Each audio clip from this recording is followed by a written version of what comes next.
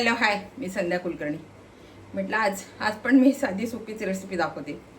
आणि ही तो खूपच साधी रेसिपी, कोणी पण पटकन करू शकते अशी साधी रेसिपी ही. आणि याला वेळ पण फार असा लागत नाही. तर मी लगेच साहित्य सांगते तुम्हाला की काही साहित्य याला लागते म्हणून. हे बघा, साधे उकडलेले मी 2 बटाटे घेतले आणि आपण खातो ते पोहे, साधे पोहे आहेत याला घेतलेले. मीठ आणि मी अगदी किंचितसा हिरवी मिरचीचा ठेचा घेतला.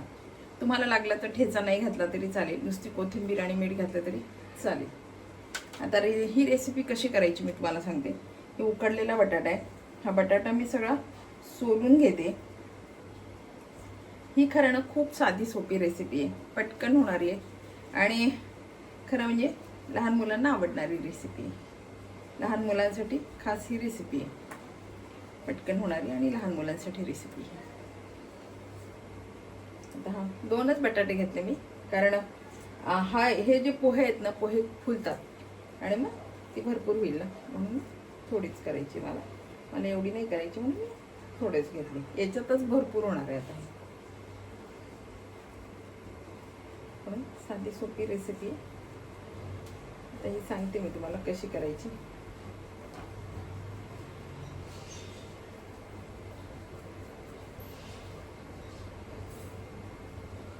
बघा, हे मी 2 बटाटे सोलून घेतले. आता हे बटाटे मी किसणार आहे. हे बटाटे मी किसून घेणार आहे. हे छान असे किसून घेणार आहे. याच्यात गाठी बिलकुल नको आपल्याला, म्हणून मी किसून घ्यायची छान.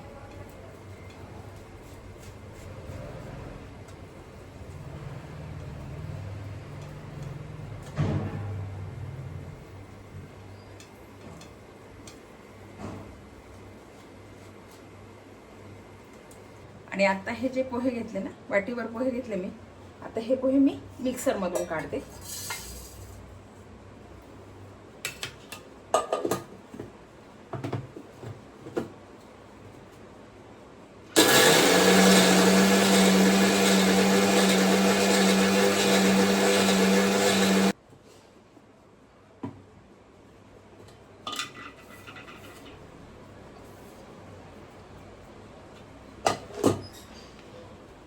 हे बघा, मी सगळे पोहे छान बारीक केले, मिक्सरमधून काढले.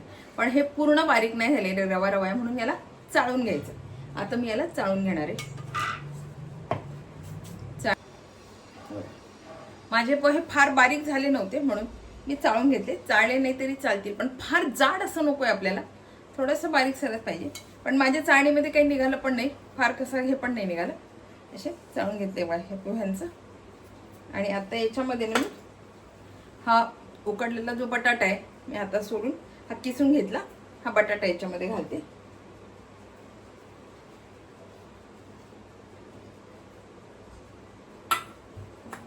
आणि अगदी किंचितसा ठेचा, तुम्हाला लागलं तर घाला, नाही तर नाही घातला तरी चालेल. साधी कोथिंबीर आणि मीठ घातलं तरी चालेल, पण मी साधा असा ठेचा घालते थोडा. किंवा काही नाही घातलं, प्लेन केलं तरी चालेल. आणि मीठ आपल्या चवेनुसार मीठ घालायचं. आणि आता हे छान भिजवून घ्यायचं.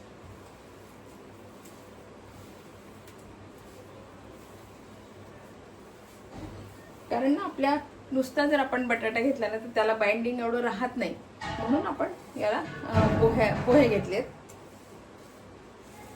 आणि आता हे छान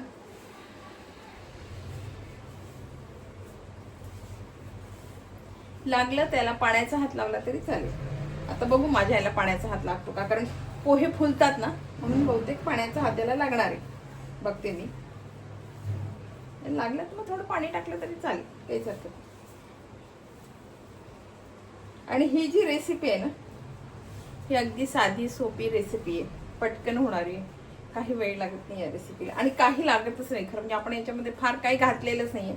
आणि मी ठेचा घातला, तुम्ही तो नाही घातला तरी चालेल, प्लेन केले आपले साधे तरी चालते, तरी हे चवीला छान लागतात. मी याला थोडं पाणी लावते, कारण माझं हे नाही भिजून राहिलं एवढा, याच्यात पाणी घालते आता थोडं. आता हा आपला छान गोळा भिजवला गेला. पण मी हा 10 मिनिटात हा असाच ठेवणार आहे, कारण याच्यामध्ये आपण पोहे घातलेत, ते पोहे छान फुलले पाहिजे. म्हणून मी हा 10 मिनिटाचाच ठेवणार आहे. 10 मिनिटांनंतर रेसिपी करणार आहे. मग मी हा आता असाच ठेवून देते. तर झाकण ठेवते आणि 10 मिनिटांनंतर 10 मिनिटांनी छान फुलणार आहे हा, कारण पोहे आहेत ना, पोहे फुलतात छान. फुलं हा गोळा बघ किती कोरडा झाला. मी पाणी लावलं होतं वरगायला तरी पण हा कोरडा झाला. पाणी लागते त्याला. याला आता छान मी मऊ मळून घेणार आहे. पाणी लावणार आहे. पाणी लावल्याशिवाय होणार नाही, कारण हा पोहे फुलतात ना, तर तसा हा फुललाय. आता ना पाणी लावते छान आणि छान मळून घेते बघा. तर छान मळून हा गोळा छान हे करून घेते, मऊसूत करून घेते हा गोळा छान. हे छान मी मळून घेते. त्याला पाणी खूप लागलं बरं का, जो 1 ग्लास पाणी लागलं माझ्या याला, कारण पोहे आहेत ना, पोहे सगळं पाणी शोषून घेते. आणि आता याचे ना छान असं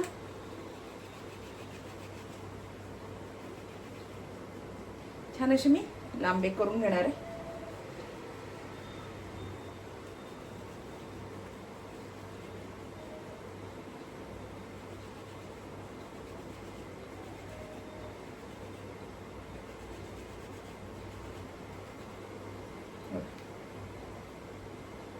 आणि आता हे पडत पण नाही बरं का, म्हणजे छान मी खरं म्हणजे मळून घेतलं, त्याच्यामुळे ते होत नाही. तर ते पडलं असतं, तुकडा पडला असता म्हणजे त्याचा.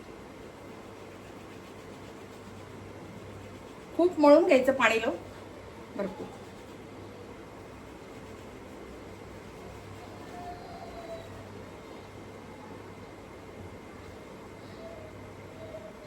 मी छान असे करून घेते आधी सगळे. आता बघा हे मी छान करून घेतले आणि आता हे तळायचे. तर मी ही कढईमध्ये टाकते.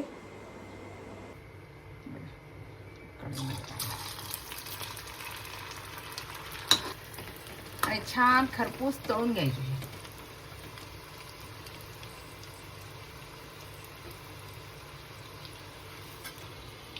बघा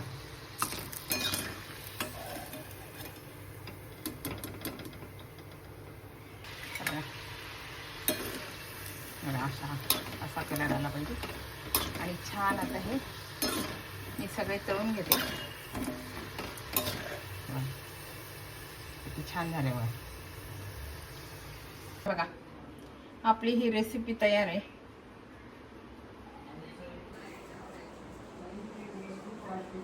हे बघा आपली ही रेसिपी तयार आहे. 2 बटाटे होते बरं का, फक्त 2 बटाटे आणि वाटीभर पोहे. एवढ्या वाटीभर पोहे, मी साध्या नॉर्मल वाटीभर पोहे घेतले होते.